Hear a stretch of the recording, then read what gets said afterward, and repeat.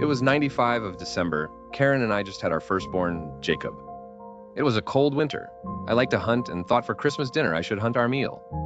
I've been in these woods countless times. I know where to go and where to find the best snare spots. I told Karen I was going out for the night, and if she needs me, she had the two-way with her. I grabbed my equipment and I left out with my rifle. I got towards the woods, boots sunching through the thick, cold, powdery snow, and I noticed that it was strangely quiet. There was none of the usual woodland sounds. At first I thought it might have just been me being paranoid, but normally you hear different sounds from woodland creatures around the area. I put aside my doubts and worry, though. I needed to catch my family something good. When I crossed the woodline, I felt something like I was away from the world. It wasn't the same woods I'd hunted before. The air here felt warm and heavy, and I realized that there wasn't any snow.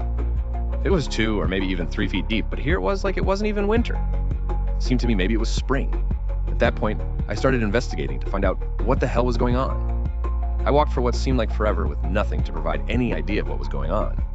Sometime later, I noticed sounds coming from ahead of me. As I continued my investigating, I saw a pack of what I thought were dogs at first. At least that was until one stood up onto its back legs.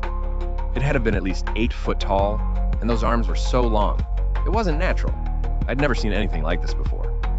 I walked backwards as slowly as I could to make my way back when my foot caught up against a thick root that had lay up on the ground and I tripped. They knew I was there. All of their heads snapped backwards to look at me. One of them opened their mouth and started to scream this god-awful, piercing shriek.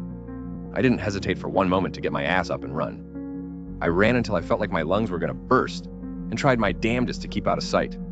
I decided that I needed to hide.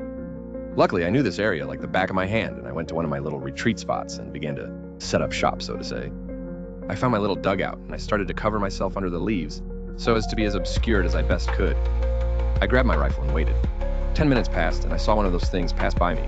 I shifted my rifle to sight its head and pulled the trigger. The shot rang out through the forest, and it dropped on the spot. I decided to check just what the hell these things are. As I got to it, it began to move again, and I decided I didn't need to stick around. So I ran back to the woodline.